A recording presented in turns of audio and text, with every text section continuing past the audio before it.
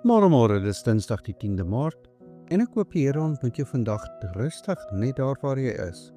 Vandag gaan ons bietjie dieper kyk na wie jy regtig is.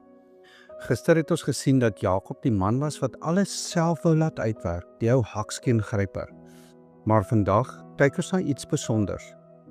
Jakob se 3 name. Want in die Bybel is jou naam nie net sommer net 'n naam nie.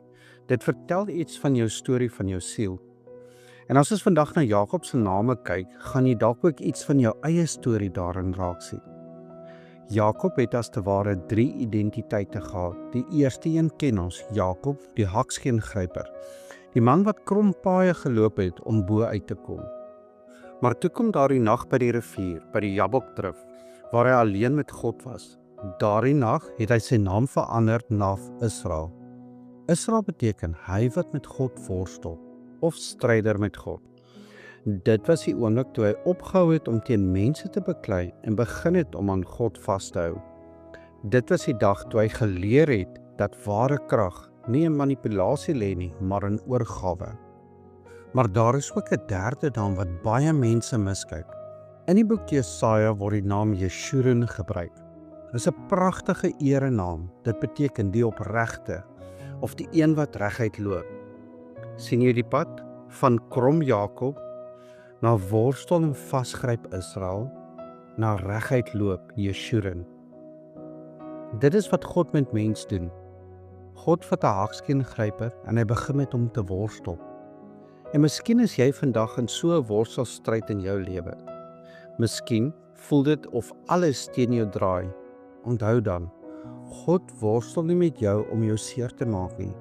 Hy worstel met jou om jou naam te verander. Hy wil jou identiteit skuif van die een wat altyd sukkel en skelm moet plan maak, na die een wat aan God vashou. En die einddoel is Jeshurun.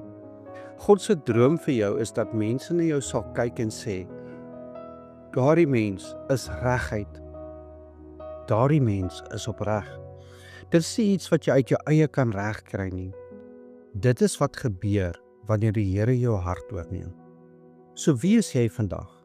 Dalk voel jy nog baie soos Jakob. Dalk voel jy skuldig oor dinge in jou verlede. Of dalk voel jy dat jy nog steeds moet baklei vir elke stukkie seën. Hoor dit dan vandag.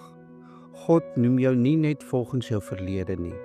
Hy roep jou volgens dit wat hy besig is om van jou te maak. Jy hoef nie meer krompaaie te loop nie. Jy hoef nie meer ander mense uit te oorlê of te potjie nie. Jy kan reguit loop, want die Here self hou jou hand vas. Jy is nie meer 'n slaaf van jou ou patrone nie. Jy is 'n nuwe mens met 'n nuwe identiteit. So die vraag vandag is jy bereid om vandag as 'n reguit mens voor die Here te staan? Kom ons bid saam. Here onsse God, laat U naam vandag ook in ons lewens geheilig word. Here, vergewe ons waar ons vasgehak het aan die naam Jakob. Vergewe ons waar ons skelm paaie geloop het en probeer het om onsself deur die lewe te worstel. Laat U koninkryk in ons harte kom vandag, Here. Here, worstel met ons totdat ons oorgee.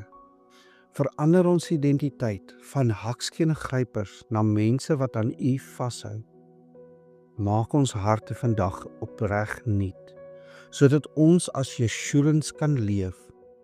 Mense wat reguit en opreg wandel voor U aangesig.